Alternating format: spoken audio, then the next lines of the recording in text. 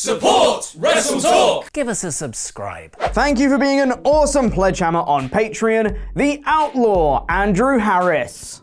Hello and welcome to the WrestleTalk News. I am Chopper Pete Quinnell. Luke is in Japan and Ollie and Laurie are recovering from their Crown Jewel live reaction stream last night, so I'm here for the news today. Damn you, Crown Jewel! Speaking of Crown Jewel, and it seems it may have had a much larger impact on future shows than anticipated, and not just because The Fiend won the Universal Championship. As reported by Dave Meltzer and PW Insider, it seems there's been some issues with the flights leaving Saudi Arabia, and a plane holding most of the WWE wrestlers and crew has been grounded and delayed for hours. The reported reason for this is because of a mechanical fault with the fuel line of the plane, forcing the WWE talent to be stuck sitting on the plane, waiting for the fix. WWE have reportedly been able to rush out some other talent onto other chartered flights, but most remain on this flight waiting for the fix. As of the time of recording, it could still be several more hours before they end up taking off from Saudi Arabia. This, of course, throws SmackDown into potential chaos, as whatever plans they had for the show, including new Universal Champion Bray Wyatt appearing on Miz TV and a SmackDown Tag Team title match between the New Day and the Revival, may have to be called off entirely depending on which talent made it onto other flights and which stars are still stranded. Damn you, Crown Jewel!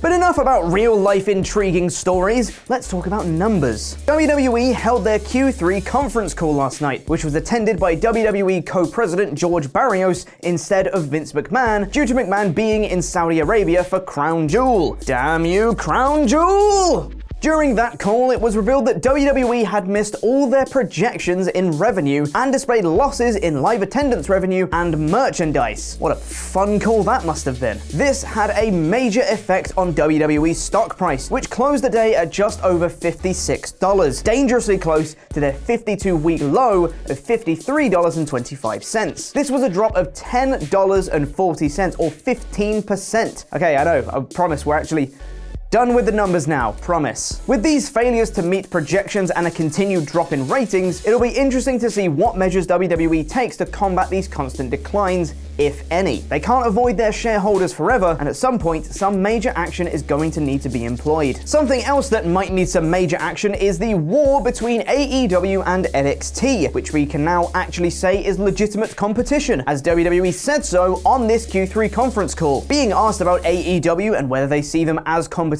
on the call, co-president Barrios said, "The live content ecosystem is competitive, so whether you're talking about the NFL, which kind of stands alone on that next tier of us, the NBA, Major League Baseball, NASCAR, and then you start kind of moving down and you get to the third or fourth tier. So everybody is a competitor to some degree, so they're a competitor. Like there's a lot of competition for eyeballs, and we take them seriously, and our expectation is that we win." Needless to say, his answer was a little deflective, but it'll be interesting to see what happens if and when WWE start making changes to get more eyes on NXT. But first, let's talk about those AEW and NXT ratings. The ratings for this week's episodes of AEW and NXT are in, and once again, both shows declined in ratings, with AEW coming out on top. It's worth noting for these ratings, both shows were up against an epic Game 7 in the World Series, or so I'm told. AEW Dynamite drew 789,000 viewers, a 21% drop from last week, while NXT drew 580,000 viewers, a 17% drop from last week. While both shows are declining quite rapidly, AEW continues to drop faster than NXT, with the gap between them getting closer each week. Hopefully though, next week will be the week we see the first ratings increases for both shows, as there won't be a World Series Game 7 to worry about, which I hear is a big deal. As we head into December after both AEW Full Gear and NXT TakeOver War Games, it'll be curious to see how those shows impact the ratings, if at all. But it might be a little more than just TakeOver that AEW might need to worry about, as it was officially announced during Crown Jewel last night that NXT will be joining Raw and SmackDown in brand warfare at this year's Survivor Series. Damn you, Crown Jewel! Wait. This means that NXT TakeOver War Games will take place the night before Survivor Series, and then the same talent will have to compete at Survivor Series the next day. While this seems like a fun idea, as something that you guys have mentioned to us plenty of times about a fantasy booking warfare idea, and we could get something like Brock Lesnar versus The Fiend versus Adam Cole as the three brands' top respective champions, although I think Brock and Bray are on the same brand now? One has to worry about the impact this might cause to the TakeOver show. Considering there very well may be 2 War Games matches taking place at this year's event, I won't say any more than that as I'd be heading into spoiler territory, will this affect the quality of those matches? Will they hold back on doing some of the top high spots for fear of not being able to wrestle at Survivor Series the next day? Regardless, this is a fantastic way to showcase your third brand, which will hopefully lead to a nice ratings bump for them following the show on November 24th. This feels like the first proper warning shot from WWE to truly showcase NXT and get more eyes on it as a threat to AEW, and I